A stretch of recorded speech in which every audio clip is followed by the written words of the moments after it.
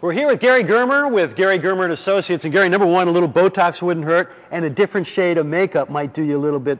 Real funny, Ken. Real funny. Gary, how are you? Great. It's good to see you. Yeah. We're talking about collectibles and where to display them and what to collect. And number one, this is not going in any. You can have this in a fraternity house, and that's about it, right? Well, no, there's a lot of Star Wars collectors who would fight to get this and In love their to have home. it as their featured item of their collection, centerpiece of the collection. It's a rare piece to find, but you know, you have to have the right family who would go along with having this. No kidding. I'd like to see that argument. But the harder thing, I would imagine, to display is not a big item like this. It would be a bunch of smaller items. Exactly. Let's take a look at what you have over here. So you have a case, and I call it a curio case. Curio case, yeah. And with a bunch of tchotchkes is what I call it. But this is really pop culture. Pop culture. Right here. What happens, Ken, with the people who collect and serious collectors of the pop culture and the character pieces or whatever, be it Star Wars or Star Trek or comic books or whatever they're collecting, is that it can become overpowering. And they'll have them lining up the wall because they have one of everything, and there was literally hundreds of these product lines when they came out. And they have them all categorized, and that can really be overwhelming. And unless you really enjoy living in a warehouse look, you know, some good compromise with the rest of the family would be to have a curio cabinet, having a place where you can display your best pieces, your favorite pieces, and then you can live with it and share it with other people without fear of ruining the value of it. And then there's a dual purpose, because keeping it in a cabinet like this could keep it as valuable as the day you bought it, or even more. Exactly, because there's several things you want to protect your collectible. Now, it's usually you think of curio cabinets, you think of glassware, you think of pottery or other things like that.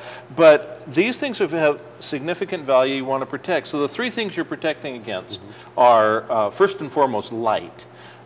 Strong sunlight basically destroys everything. We know what it'll do, fading colors. But it'll also make everything deteriorate. So you want out of strong sunlight, but a lot of people don't realize you need to be out of a really bright room, for instance. Okay. Yeah. So in a cabinet, you can control that environment by having a UV light and keeping that down, and yet you have a great look and you can see your stuff.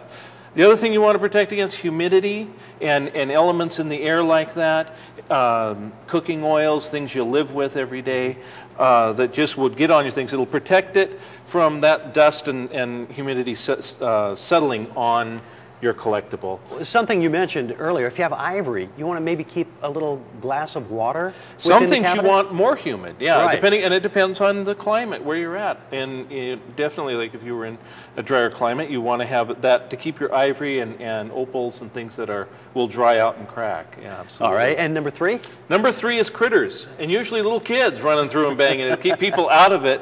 But also, these things are susceptible to, you know, bugs or moths or whatever that can get in, and if you have them stuck away under a bed or stuck away in a garage or in an attic, that's when things get eaten up and you know, you lose it. And so this sort of thing is a wonderful way to protect your items and yet get to enjoy them in your everyday life. Well, I can't decide between the Tom Peterson clock or the Star Wars garage door opener. Yeah, well, it's a hard choice. I go for Tom Peterson. It's actually signed by Tom himself. So. All right, Gary, come over here, and finally, a shadow box would be a nice way to display things. Well, what's wonderful about this, obviously, it's a great sentiment. You see somebody who's been in the service, and this is a tribute to this man's submarine service.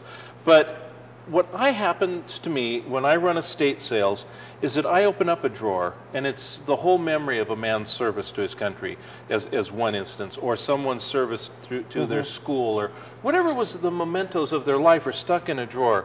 Get them out, enjoy them, remember the person, and do it while they're living, to tribute them when they're alive, and to give a nice little, you don't have to have everything that they had, but enough to really honor their life, and they can tell the stories that go behind it. And if you're looking to collect something you like, and that way you'll be more apt to display it. And live with it. Gary, thank you very much for being with us. Thank you, appreciate it. Thank you for being here as well. And if you want to find out more about Gary and about collectibles, check out FusionNW.com.